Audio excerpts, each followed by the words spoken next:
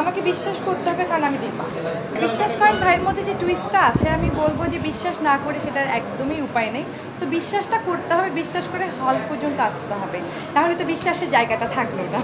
আমার মনে হয় যে না, ধোঁকা খাবেন না, এটুকু এনশিওর করতে পারবো।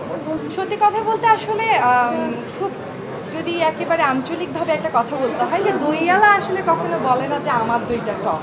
তো এই জায়গায় যে দাঁড়িয়ে বললেন যে তাহলে আমিও বলবো যে না আমার দইটা আসলে টক না ভালো, কিন্তু সত্যি জায়গা থেকে যদি বলেন অ্যাজ এন আর্টিস্ট, আসলে আর্টিস্ট বলবো না, আর্টিস্ট শব্দটা অনেক বেশি ভারী, তো অ্যাজ এ পারফর্মার তো আমি আমার এটা সেকেন্ড সিনেমা। এর আগেও আমি একটা সিনেমা করেছিলাম বিড়ঙ্গনা ৭১, এটা সেকেন্ড সিনেমা। তো থাকে না যে ডিউরেশন, আসলে সত্যি কথা বলতে হতে পারে যে আমাকে ডিরেক্টরদের পছন্দ না কিংবা সেভাবে মিলিয়ে উঠতে পারি না, কিন্তু ক্যারেক্টার চুজের বিষয়ে আমি একটু চুজই বলতে পারেন। সো এই গল্পটার জন্য আসলে দীর্ঘ অনেক সময় পরিশ্রম করতে হয়েছে। আমার ডিরেক্টর দেখা যায় না যে অনেক লং টার্ম ধরে অবজারভেশন যে ক্যারেক্টারের জন্য ঠিক কিনা। তো আমার কাছে মনে হয়েছে যে একটা ক্যারেক্টারের জন্য এত পরখ করে আমাকে এত মাস যাবৎ রিহার্সেল করা পর্যন্ত, ইভেন আমি লাস্ট যেদিন শুটিংয়ে যাবো সেদিন পর্যন্ত জানতাম না যে আসলে ক্যারেক্টারাইজেশন আমার ঠিক আছে কি না, কজ এই একটা ক্যারেক্টারের জন্য ২-৩ জন আর্টিস্ট আসলে ছিল, অ্যাজ এ পারফরমার ছিল, যারা হলো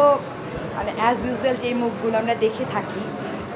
আসলে তো দেখতে দেখতে অভ্যস্ত, কাস্টিংটাও দেখা যায় যে আপনি আমাকে একটা ফার্স্ট একটা ফিল্মে কাস্ট করলেন বা যে কোনো একটা জায়গায়, তো একটা ভালো কমিউনিকেশন হওয়ার ফলে তো বারবার ওই একই আর্টিস্টকে নিয়ে কাস্ট করা হয়। নতুনদের সুযোগটা হলো একটু বলবো অনেক কম, অনেক কম দেখেই কিন্তু আমার ২২ সালে একটা আমি সিনেমা করেছি, আজকে কিন্তু ২৫-এ আসে একটা।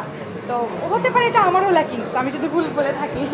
হতে পারে যে ডিরেক্টরদের ওই তুলনামূলক সুন্দর আমি না, কিংবা ক্যারেক্টারের জন্য আমাকে পারফেক্ট পছন্দ হচ্ছে না, কিন্তু এটা বললে যে একটুখানি তো এই জায়গাটা একটু বিষয়টা আছে যে পুরোনোদেরকে নিয়ে কাজ করার একটা জড়তা বেশি, আর নতুনদেরকে একটু সুযোগ একটু কম।